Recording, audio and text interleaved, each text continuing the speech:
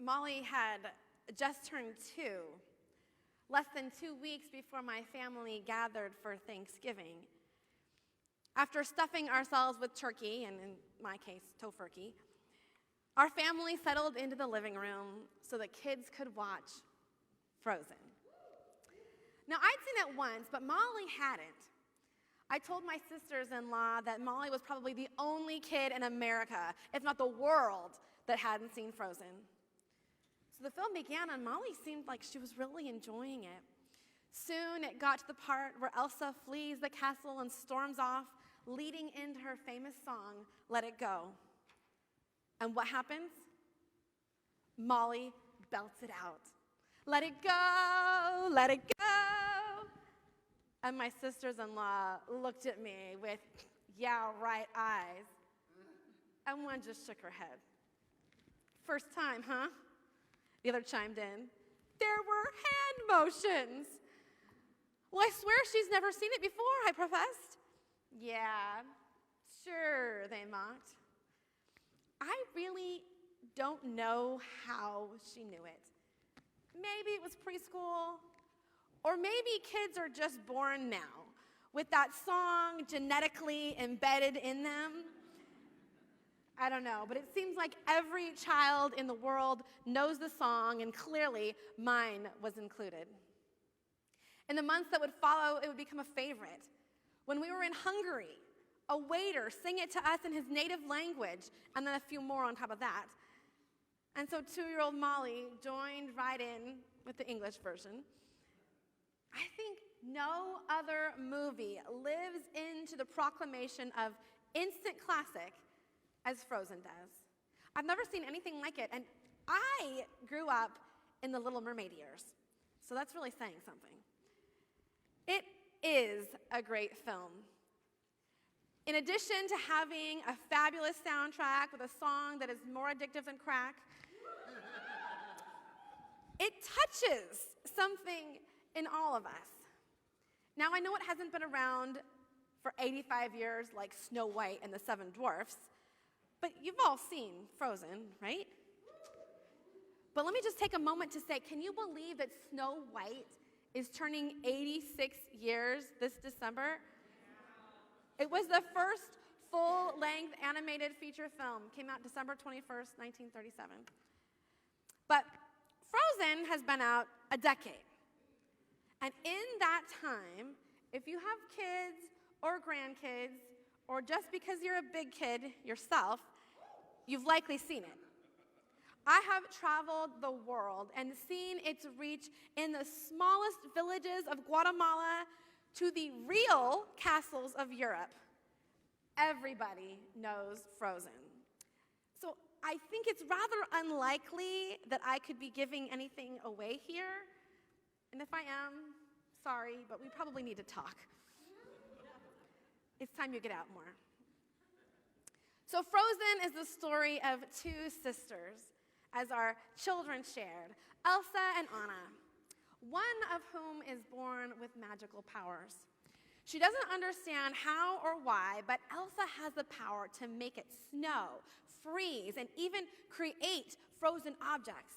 And at least one of them actually came to life. Olaf, the snowman. And also a scary snow monster, but I prefer not to talk about him. Later on, he gets better. As children, Elsa and Anna enjoy snow days in the great room until one day, Anna is accidentally in the line of fire and Elsa freezes her, nearly killing her. Their parents go to great lengths to save their young daughter's life and then to ensure that their eldest doesn't use her power and instead learns how to control it. So Elsa's life becomes singularly focused on controlling herself over and above anything else, including her relationship with her sister. Out of this fear of not being able to control herself and then hurting her sister, Elsa just completely shuts her out. But Anna doesn't understand why. And she grows up constantly longing for her sister's affection and friendship while literally being iced out. But on Coronation Day, everything comes to a head. You see, their parents had died some years before, and Elsa was now to be crowned queen, and she was forced to make a public appearance. Anna felt like the prison doors were finally being thrown open, and she relished a moment free from shackles. Eager for human connection, she quickly falls for the first person she bumps into, and with her ticket out of that palace prison, she announces to Elsa that she's fallen in love with Hans, and they are to be married. Obviously, Anna's gone mad. She couldn't have fallen in love in a few hours. There's no way Elsa's going to approve of this marriage. After all, their parents would never have. But she can feel herself starting to get icy. So she just cancels the party lest her secret be revealed. And yet, an incensed Anna uses this time to finally get some answers. Elsa has pushed her away 1,000,000 times. She doesn't care about her, so why would she care if she got married? Elsa tries to gain control of the situation, but Anna grabs her glove. There will be no hiding. Elsa looks for an escape.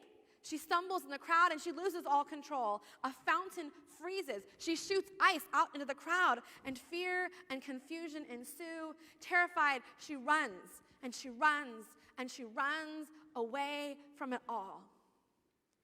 And then we get that famous scene. Elsa has cast a winter upon the land, and as the snow glows white on the mountain that night, she climbs towards freedom and begins to let it all go. It really is such a catchy song, isn't it? I mean, hardly any of us can sing it. Thank God Joy can. That was amazing. But it never stops us from trying. I love to sing that song. Maybe it's more than the song itself. Maybe it is that at heart, each of us are longing to let go of all the expectations of the world, the need to control everything, and simply let things be. Let it go. It's so hard, though, to let go. Like Elsa, I've found myself trying to control my life, and it's hard. Have you ever noticed that the harder we try to get things under control, the more impossible it becomes? Yeah. Now, Elsa, she had good reason to hold on to that control because her sister nearly died, and it was her fault. So she just had to do the only thing she could do to keep her sister and everyone else safe. And she figured that was to lock herself away and hide from the world. She was so afraid of what would happen if she lost control. Even for a second, it could be deadly. That's a lot of pressure. I've never felt that kind of pressure.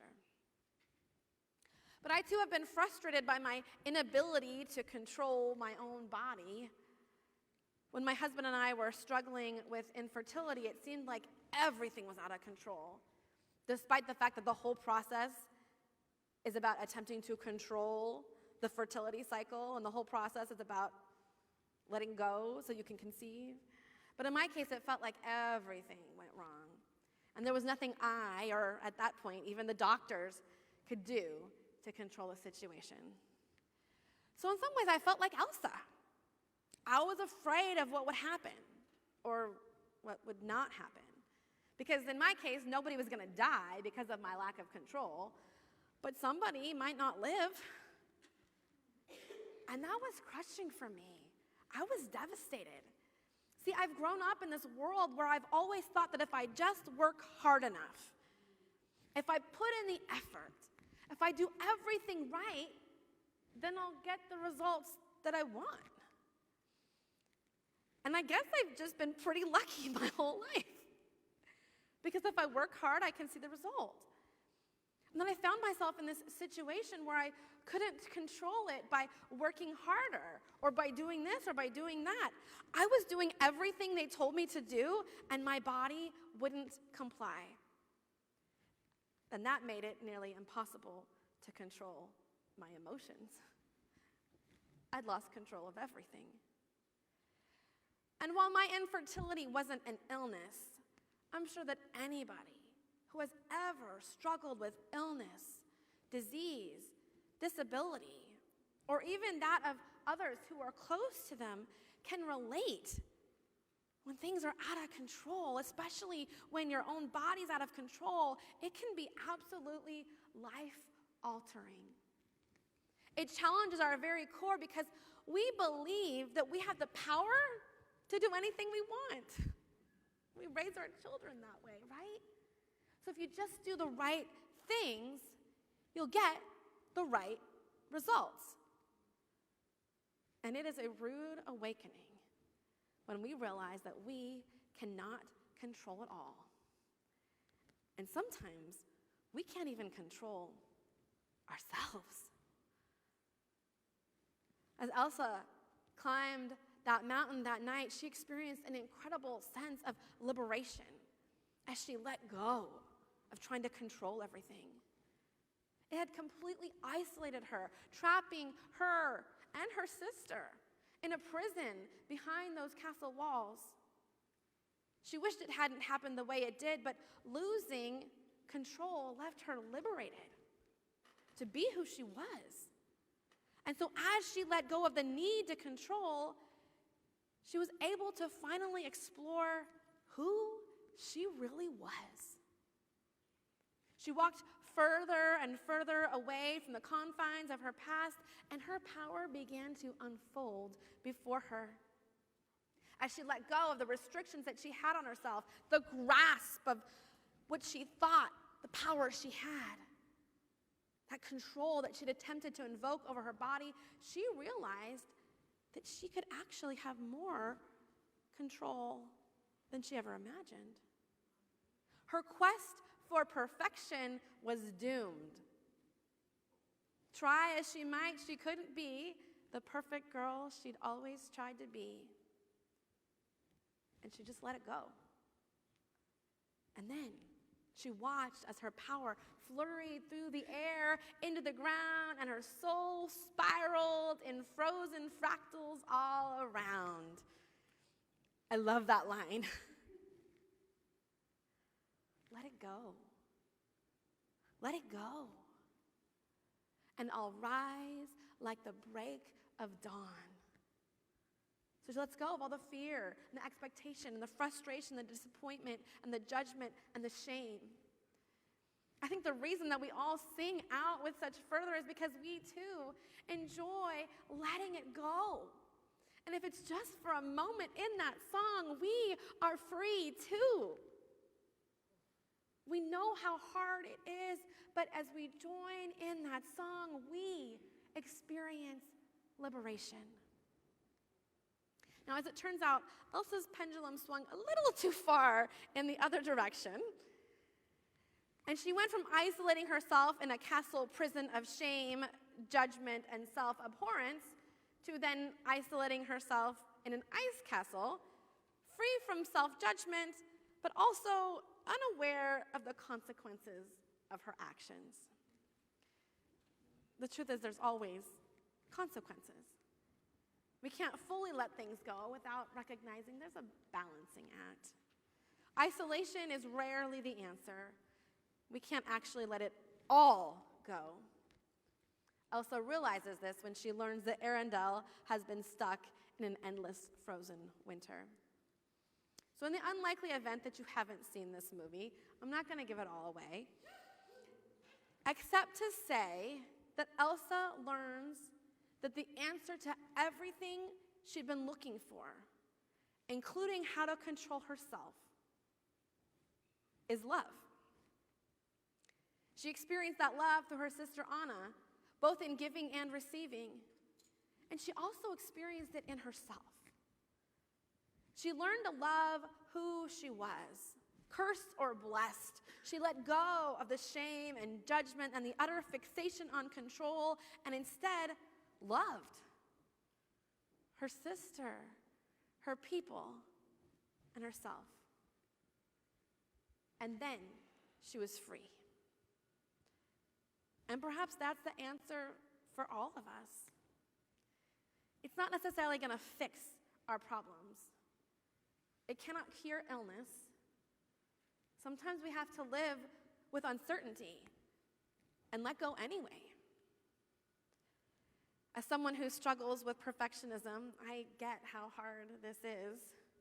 I too have tried to be the good girl and believe that if I just did everything right, it'll go the way it should. I was stuck in a real emotional pit throughout that fertility process, having lost control of nearly everything. But I turned a corner when I finally realized that I could not control my body, and I could not control the amount of money that everything cost, and I couldn't control what the doctors would say, and I also couldn't control what the outcome would be. So I prayed Richard Niebuhr's Serenity Prayer multiple times a day.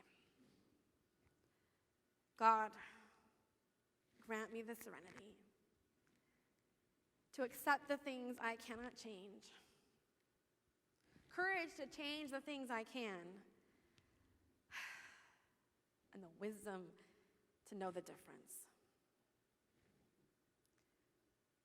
And then I just let myself be surrounded by the love of my husband and my little daughter and my God. Without promise or guarantee, I felt that peace that passes all understanding, and I let go. And I think that was the only way I could avoid insanity. Because in that dark place where I was very much frozen with despair, God's love entered and melted me. And I knew that regardless of what would come, I was loved. I am loved. This is Emmanuel, God with us. In the pit of our despair, in the hardest times of our lives, when we are frozen, incapable of fixing it. When we're grieving, or we're frightened, or we're lost. These are the times when God is present the most, and somehow God is. Now, the movie Frozen never needs to say it, but we who can think theologically know that love, that powerful force that saved Elsa and Anna, love is God. So experiencing God, love's presence, is the most powerful of all gifts. The situation itself doesn't need to change. There's absolutely no guarantees that it will. Sometimes our worst fears do come true. And somehow, even though God doesn't change anything, everything changes. Because we do. We change because God is with us. And I think that's what that phrase, letting go and letting God, is all about. I don't think it's that we let go and expect that God will then do the miracles and give us what we really want. To me, time and time again, I have found that the biggest miracle of all is to find peace in the midst of chaos and fear and inaction and grief. To experience that love, to feel it, and know that I'm okay when I'm otherwise just frozen. This is the miracle, and it's available to each of us when we're brave enough to just let go. Animate your faith. Amen.